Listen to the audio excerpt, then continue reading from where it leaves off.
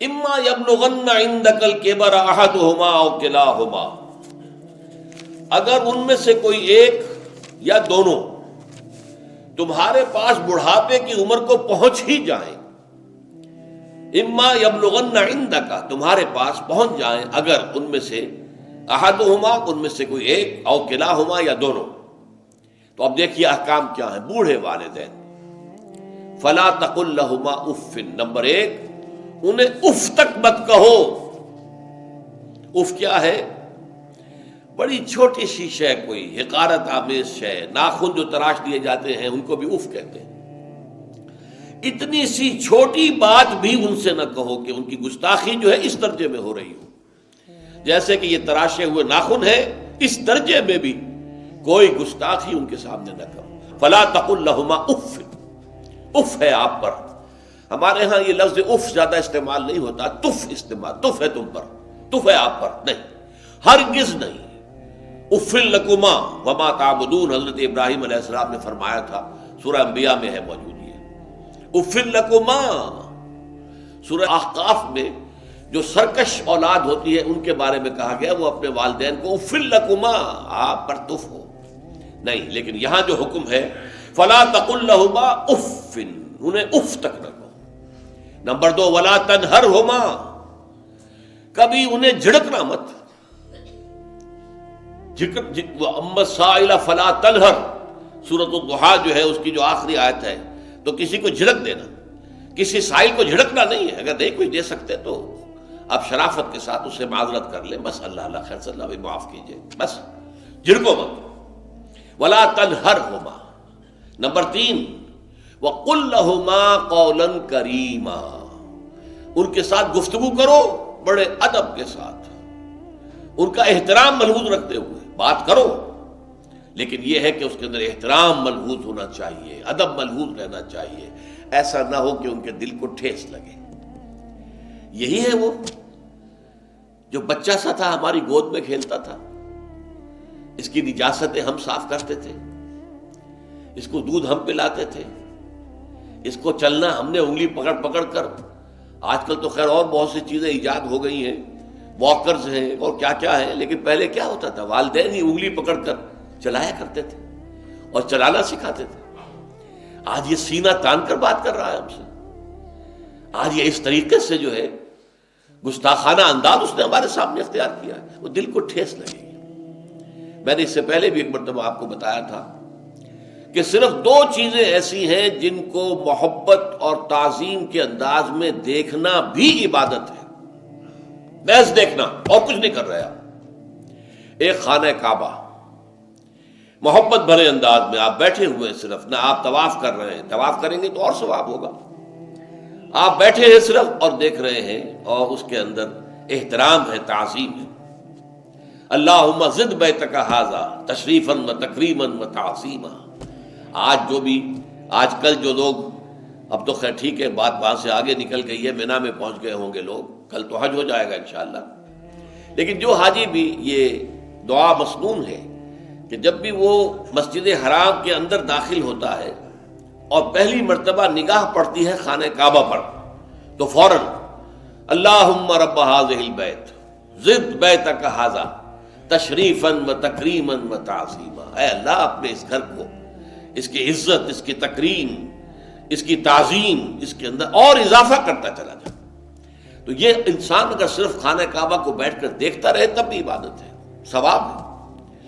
اور اسی طرح بوڑھے والدین کو محبت بھری نگاہ سے دیکھنا، یہ بھی موجب ثواب ہے کہ دل جو ہے ان کو کہیں کوئی آئینہ قلب جو ہے ان کے احساسات کو ٹھیس نہ پہنچے، اس کا لحاظ رکھنا۔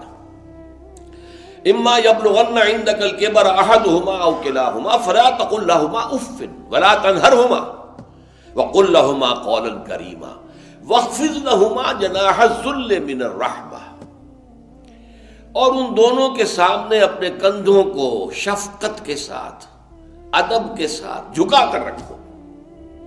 یہ جو ابھی میں نے چند الفاظ کہے تھے کہ سینہ تان کر بات کرنا، یہ ایک انداز ہوتا ہے بات کرنے کا۔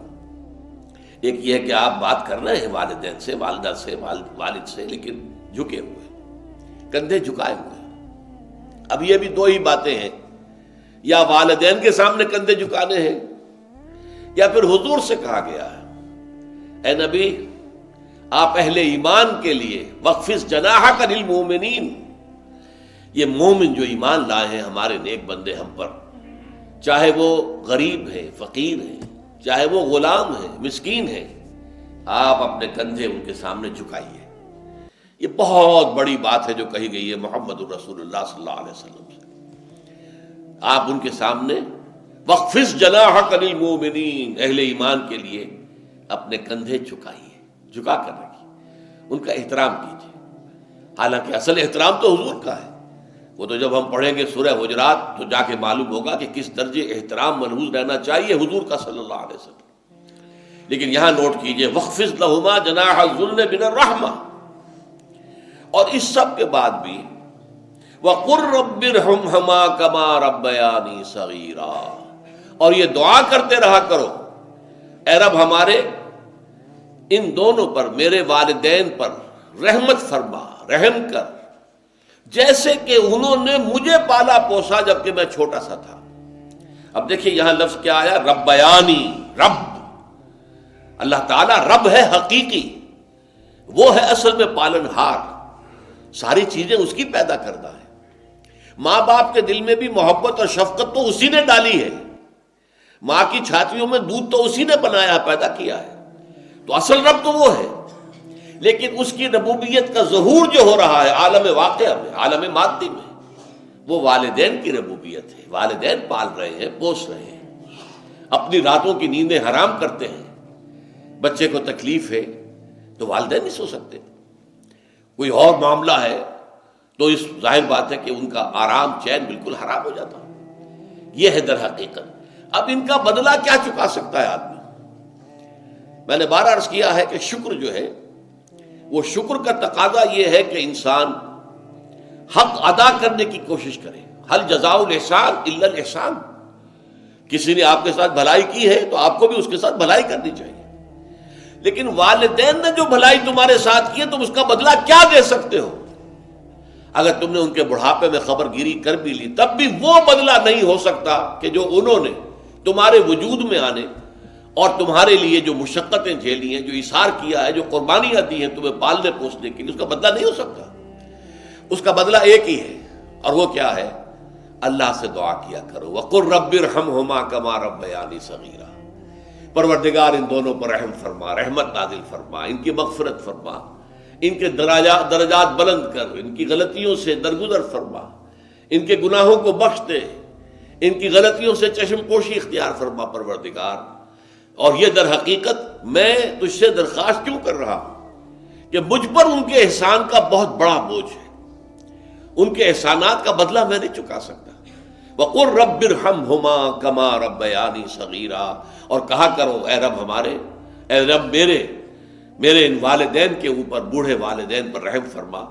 اور ظاہر بات ہے کہ یہ سلسلہ جو ہے یہ صرف زندگی کا نہیں ہے، ان کے انتقال کے بعد بھی رب ارحمہما کما ربیانی صغیرا، رب اغفر لی ولوالدی وارحمہما کما ربیانی صغیرا، یہ آپ کی نمازوں کے ساتھ دعاؤں میں مستقل دعا ہو جانی چاہیے کہ اے پروردگار میری بھی بخشش فرما دے، مجھے بھی بخش دیجو، اور پھر میرے والدین کو بھی بخش دیجو، اور ان پر رحمت نازل کیجو جیسے کہ اس نے مجھے پالا پوسا تھا جبکہ میں چھوٹا سا تھا۔ وَقُلْ رَبِّ ارْحَمْهُمَا كَمَا رَبَّيَانِي صَغِيرًا۔